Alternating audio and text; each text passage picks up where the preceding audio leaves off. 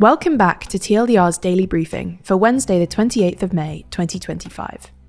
In today's episode, we cover Zelenskyy's trip to Berlin, chaos at a Gaza aid site, and Erdogan's plans for a new Turkish constitution. But first, Elon Musk offers the strongest rebuke yet of the US president's agenda. In a rare public rebuke during an interview with CBS, Elon Musk has launched a sharp critique of Donald Trump's signature tax bill and expressed disappointment with the bill's recent passage, suggesting it undermines ongoing work done by his former government efficiency team dubbed Doge. The bill, which cleared the House of Representatives last week by a narrow margin of one vote, has become a pivotal legislative achievement for the Trump administration. It now awaits Senate approval. Trump himself has lauded the bill as arguably the most significant piece of legislation that will ever be signed into the history of our country, emphasizing its importance despite criticism from fiscal hawks. However, the legislation's critics warn that it will significantly swell the national debt. Non-partisan estimates project the bill will add more than $3.3 trillion to the US debt over the next decade. Musk, who has long warned about the dangers of rising deficits and the risk of US bankruptcy, echoed these concerns. He said, "A bill can be big or it can be beautiful, but I don't know if it can be both," signaling his disapproval of the bill's scope and its fiscal prudence.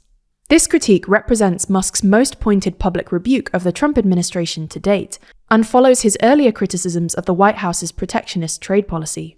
For instance, earlier in April, Musk called Trump's trade advisor, Peter Navarro, a moron and, quote, dumber than a sack of bricks, and said he believed that lower tariffs were generally a good idea. Musk's tension with the administration deepened when he stepped back from his role at Doge last month, citing a desire to focus more on his core business, notably Tesla, which has faced sales downturns partly linked to his political associations with Trump. Musk has also indicated that he wants to dedicate more time to his other enterprises, including SpaceX and his social media platform X. The billionaire's political spending has also waned. After investing nearly $300 million supporting Trump and the Republicans in last year's election, Musk announced plans to reduce further campaign contributions, stating he has done enough with his donations. You're listening to TLDR's daily briefing. If you want more explainers on what's happening in the world, then you should check out TLDR's other channels. Today, we released videos on the Dutch government's woes, Argentina's dollarization plans, the British universities crisis, and the latest episode of our World Leader Leaderboard podcast. You can find those videos linked in the description or show notes for this episode, or by searching for TLDR on YouTube or Nebula. Ukrainian President Volodymyr Zelenskyy is in Berlin today to meet with Chancellor Friedrich Merz, his first visit to the German capital since Merz took office in early May, and it comes amid a recent escalation in Russia's bombing campaign. Their talks are focused on German support for Ukraine and the ongoing ceasefire efforts.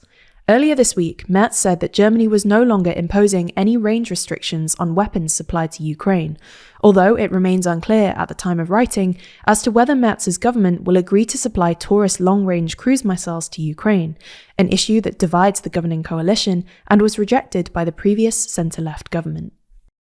The first full day of Israel's new aid distribution plan in Gaza descended into chaos on Tuesday, as dozens of people were reportedly injured when crowds overwhelmed one of the just 4 planned aid distribution sites in the Gaza Strip. Gaza's health ministry says 1 person was killed and 48 injured as Israeli troops fired on the crowd, although the Israeli military said its forces had only fired warning shots into the air.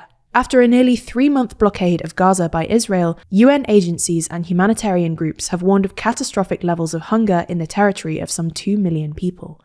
The new Israeli plan aims to bypass the UN and involves a US-backed group distributing aid at a limited number of locations, with security provided by private American contractors and Israeli forces nearby.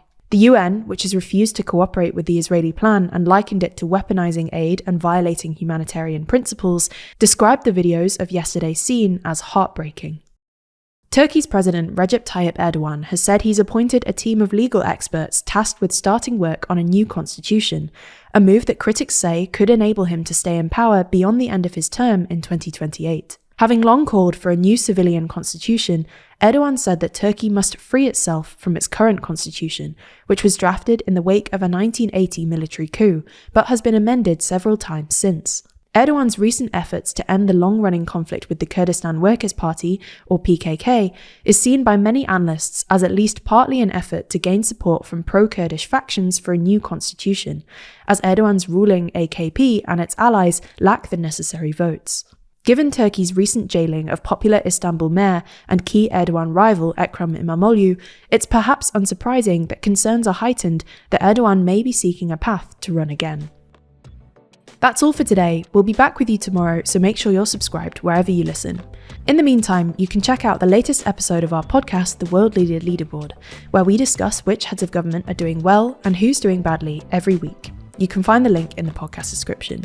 This was a TLDR news production hosted by Georgina Finley, written by Nadja Lovadinov and Rory Taylor, and produced by Scarlett Watchorn. Thanks for listening, and we'll be back again tomorrow.